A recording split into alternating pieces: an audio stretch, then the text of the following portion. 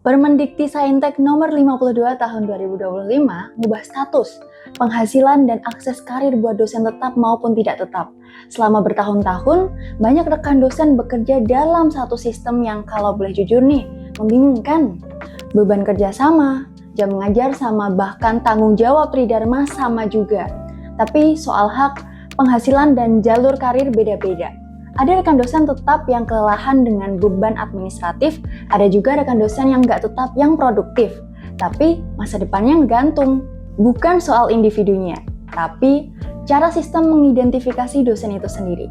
Kali ini kita akan bedah gimana regulasi terbaru ini secara singkat tapi tetap mendalam. Tapi seperti biasanya, sebelum lanjut, buat rekan dosen yang baru menonton atau belum support channel ini, bisa banget untuk disupport dengan cukup klik tombol subscribe biar enggak ketinggalan sharing informasi menarik lainnya. Oke, biar enggak kelamaan, kita lanjut. Problematika historis hak dosen tetap dan tidak tetap. Buat memahami perubahan, kita perlu jujur ngeliat kondisi sebelumnya. Sebelum Permendikti Saintek nomor 52 tahun 2025, lingkup kedosenan selama itu hidup di dalam fragmentasi status.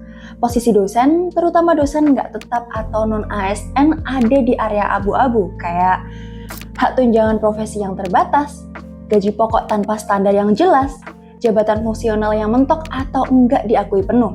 Ironisnya lagi, beban kerjanya justru sering melampaui 12 SKS. Tapi, soal pengakuan Tridharma nggak sebanding. Lebih bingungkan lagi, sistem itu mengenal 3 kategori status. Dosen tetap, dosen nggak tetap, bahkan non-dosen. Padahal, tugasnya sama-sama ngajar, meneliti, dan mengabdi. Ini juga hasilnya berpengaruh ke dampak nyata yang dialami dosen tidak tetap atau non-ASN, mulai dari motivasi menurun, turnover tinggi di PTS, dan diskriminasi kesejahteraan yang sulit untuk disangkal. Banyak rekan dosen yang udah bekerja keras, tapi ngerasa nggak benar-benar diakui oleh sistem. Masalah ini yang mendorong negara menyederhanakan ulang definisi dosen. Solusi status dosen dalam Permendikti Saintek nomor 52 tahun 2025. Untuk perubahan besar sering dimulai dari satu keputusan berani, yaitu nyederhanain. Permendikti Saintek nomor 52 tahun 2025 secara gamblang dan sadar menghapus kerumitan lama dan sekaligus netapin hanya 2 status dosen. Ini jadi langkah praktis yang cukup membantu bagi rekan dosen untuk tahu letak posisi dan juga beban yang seharusnya dilakukan tanpa adanya kelebihan. Dosen tetap ini jadi posisi pertama yang dimana rekan dosen dianggap full-time dengan beban kerja minimal di 12 SKS. Tridharma direncanakan, dibina, dan dievaluasi secara sistematik. Dosen tidak tetap. Posisi kedua yang ditetapkan di Permendikti Saintek nomor 52 tahun 2025 menempatkan rekan dosen sebagai part-time atau belum full-time dengan beban kerja di bawah 12 SKS atau nggak berkelanjutan. Dan ini dipastikan tidak over job desk seperti di peraturan sebelumnya. Yang terpenting, nggak ada lagi status abu-abu. Dosen tidak tetap punya jalur naik jadi dosen tetap lewat kebijakan perguruan tinggi dan jabatan fungsional yang udah dimiliki tetap diakui hingga pensiun alias enggak dihapus. Jadi, semua rekan dosen tanpa terkecuali wajib tercatat di PD Dikti dan Sister dengan akses yang setara ke sertifikasi berbasis portofolio. Tapi, status yang jelas harus diikuti dengan satu hal yang lebih krusial, penghasilan. Kesetaraan penghasilan dan tunjangan dosen tetap dan tidak tetap.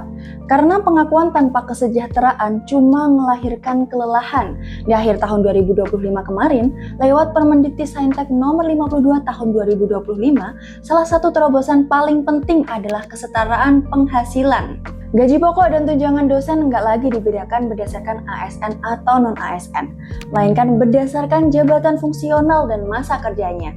Ini ngejawab keluhan klasik rekan dosen non-ASN, kerjasama tapi tunjangan beda. Tapi dengan peraturan terbaru ini, sekarang, tunjangan profesi bagi dosen bersertifikat setara PNS. Dosen produktif tetap bisa dapetin tunjangan kehormatan atau maslahat tambahan. Nah, regulasi ini sekaligus juga ngasih kepastian hukum soal sumber penghasilan mulai dari gaji pokok, tunjangan, sampai ke penghasilan lain boleh digabung selama transparan dan tercatat. Walaupun kelihatannya biasa aja, tapi ini penting banget karena selama ini banyak rekan dosen bekerja keras, tapi ragu apakah penghasilannya aman secara regulasi. Ini bukan soal memanjakan rekan dosen, tapi lebih ke pengakuan bahwa kerja akademik adalah kerja profesional. Tapi, kesejahteraan aja belum cukup. Misal, akses karir masih tertutup. Akses karir dan sertifikasi dari status ke kinerja. Oke, karir dosen seharusnya ditentukan oleh kinerja, bukan status kontrak.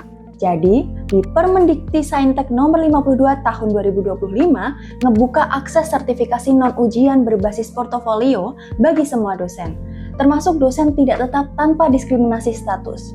Ini sekaligus ngejawab masalah lama. Dosen tidak tetap sering tertutup jalur sertifikasi karena Jafung dianggap nggak ideal. Tapi, selama data rekan dosen masih tercatat di Sister dan PDDikti, aksesnya ya setara. Mulai dari promosi jabatan pun dibuka lewat jalur reguler, loncat jabatan dan penyesuaian dengan kewenangan didelegasikan ke LL Dikti dan PTNBH. Artinya, proses jadi lebih cepat, lebih kontekstual, dan nggak lagi terlalu sentralistik. Tapi, yang krusial jabatan fungsional rekan dosen tidak tetap sah. Selama ditetapkan Kemendikti-Saintek sebelumnya, pesan tegasnya yang dinilai adalah kontribusi, bukan status kontrak. Permendikti-Saintek nomor 52 tahun 2025 memang nggak ngejanjikan hidup rekan dosen itu tanpa masalah, tapi justru memperbaiki satu hal paling mendasar, yaitu kejelasan peran, keadilan hak, dan arah karir. Mulai sekarang, rekan dosen nggak lagi dinilai dari status kontraknya, tapi dari kontribusi, kinerja, dan integritas akademiknya. Kalau video ini bermanfaat, jangan lupa klik subscribe dan share ke rekan dosen lainnya.